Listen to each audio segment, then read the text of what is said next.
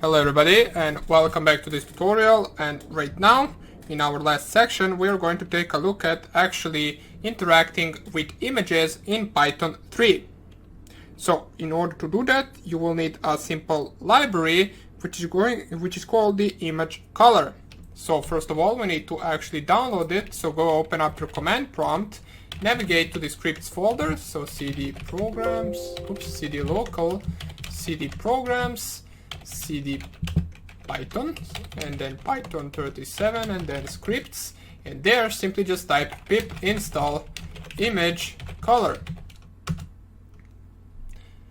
Now right here you can see for me requirement is already satisfied, but you will need to install it in order for this to work. Then as soon as you install that, let us go to our actual Google Chrome and type here image. And basically we can download any image that we want. So let's say we want to download this image, save images, and save it on our desktop. Let's call it image simply. Okay, we can close this. We can see that the image is on our desktop. If we open it, it will open the image itself. It is the JPEG. Let us see right here. Okay, so here is the image, and right now let us use the image color in order to, for example, set some different colors and in order to interact with the image itself. So close this idle, or pardon me, this command prompt first, open up your idle, and first thing we need to do in order to interact with the image itself is go to the actual desktop directory. So import os that get current working directory. Then we will copy this first part right here, and then we will use change directory in order to change our directory to the actual, oops, what is this right here, to the desktop. Yeah, I forgot to close the single quote. Let me just do it again.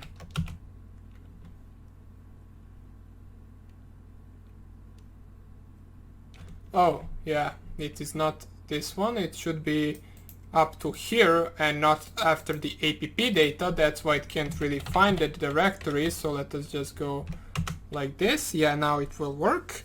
And then we need to import our image color. So in order to import it, you simply just type from pill import image color.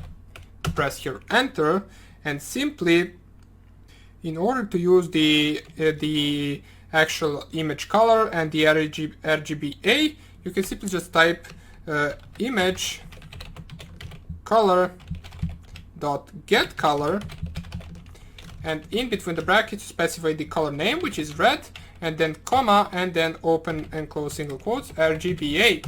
Press here enter, and you will see the actual RGBA value for the specific color. If you want to, for example, get the for different color, let's say you want black, so image color dot get color, and you want to get the color black or the RGB value for the color black, you will simply specify the same as in the previous example. Press here enter, and you will see the RGBA value for the color black.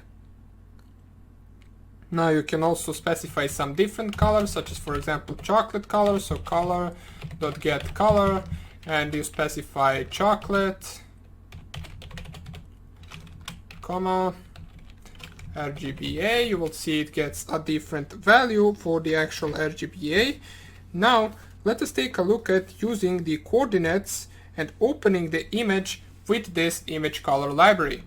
Okay, so simply just, if you open up a new idle, you simply just type the same import as this one, and then in order to actually import the actual image, you simply just type image equals, well, let's use img, just so we don't confuse it with the actual library itself. So img equals, and then we will specify image.open, and in between the brackets we specify the image name, which is image.jpg. I believe that is the name.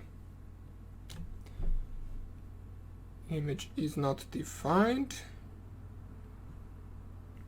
Oh yeah, pardon me, it is not the same import Let me just restart this real quick. We need to import a little bit differently. So in the previous actual example, we used from pill import image color. And right now, all we want to do is from pill import image. Yeah, it is from pill import image. So simply just type it like this and not image color. You only want to import image. And now you should be able to open the image itself. So image.open images or image. Let me just see how did we save it. Image.jpg. Yeah, right now we need to import OS in order to navigate to actual desktop directory once again, because we did restart terminal, or pardon me, idle, not terminal. And now os.change directory, and in between the brackets we will simply just specify, I said in between the brackets, but for some reason it put it outside of the brackets. We will fix that just like this, and then to the desktop. Press here enter, and now let us try to finally open the image on our desktop. Image.jpg, press here enter, and we successfully opened the image. Okay, so the open function actually opens the image, and now right now let us see what we can do with that image. So let's say we want to, for example, get the size of that image. We can simply just do that just by specifying img, which is the object of the image itself, and then dot size. This will return the actual size in pixels, as we can see 640 or under 400. We can also store that into two different variables, such as, for example, width, comma, height equals img.size. Then if you want to print some statement, the image width is, and then simply just add width plus or comma, and the height is, and then once again comma, height. We can see the image width is 600 and the height is 400. Okay, so simple as that. If you want to get for example the name of the image, you can simply just type image.filename.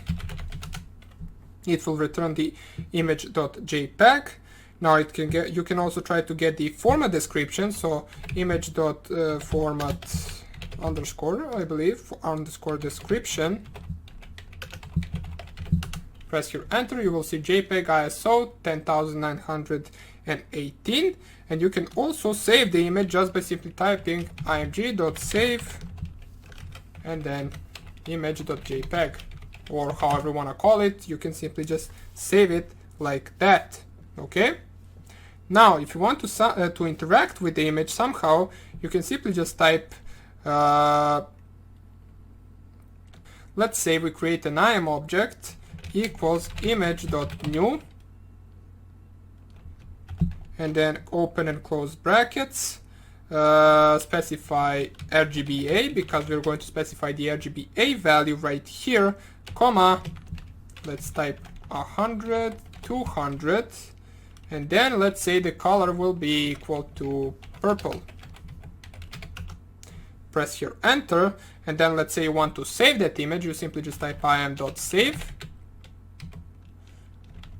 and there you specify the name, let's say purple image.jpg, or let's do png, doesn't even matter. We press here enter, and now if we go into our desktop right here, we will have the purple image that we created.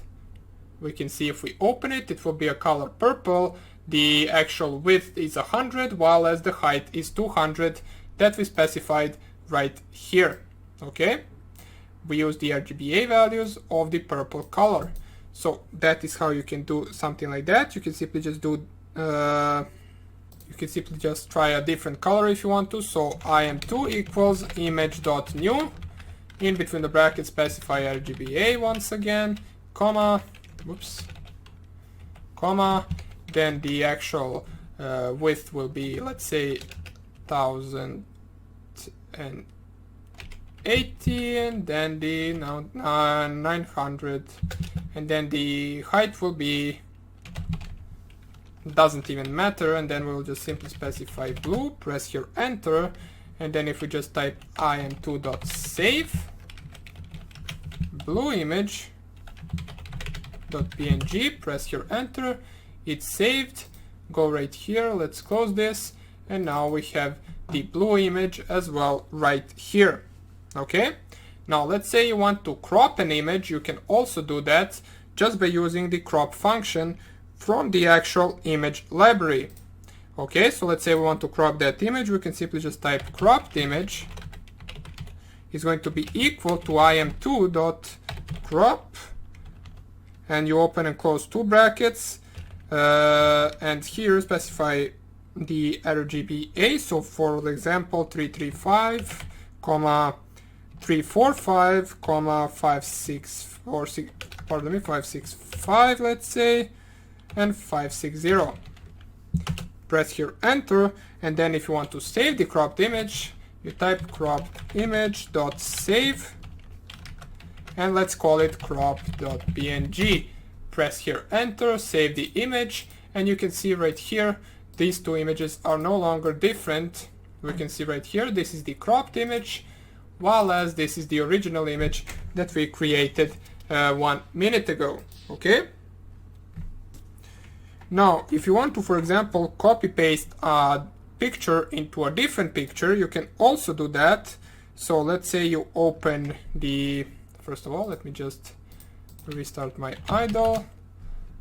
Right here, import os, os.get current working directory. We'll copy this as usual. os.change directory to the, and then desktop.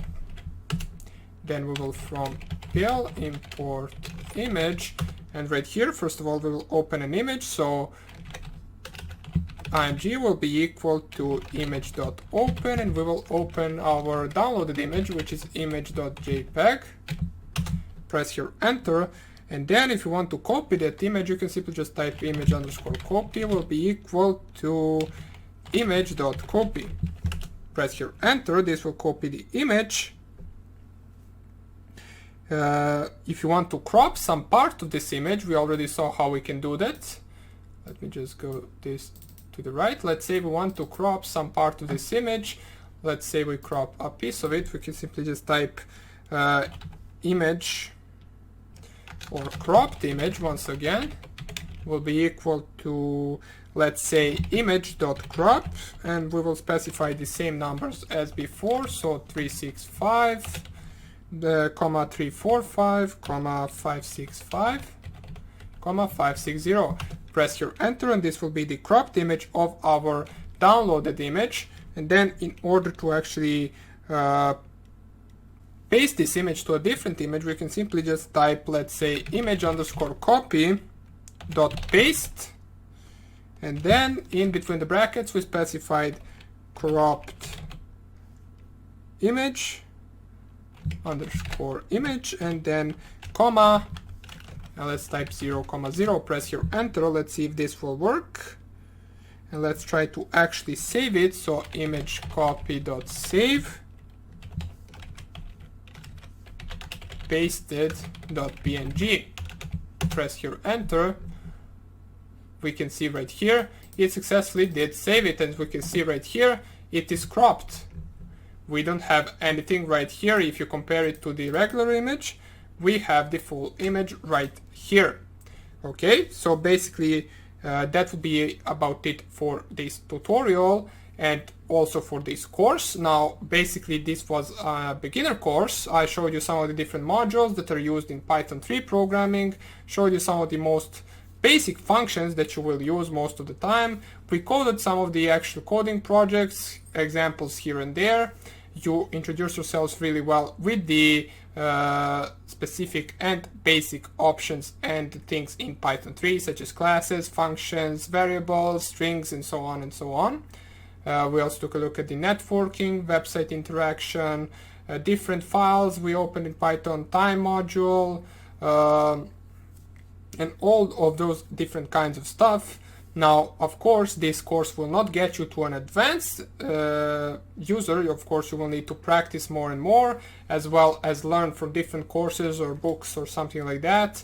And most likely, you will need to specify at one single task in Python 3, such as, for example, data analysis, cybersecurity, networking, interacting with websites, machine learning, and so on and so on. So Python 3 is a huge language. What I showed you right here is only a little bit of Python 3. Therefore, you should continue learning it as much as you can in order to perfect your skill of being a programmer in Python 3. So basically, this was our last video. I hope you enjoyed it. I hope you did learn something new from it, and I hope you will use it for your own needs. So thank you for sticking out till the end of this course with me, and I hope I will see you in some future course. Take care and bye!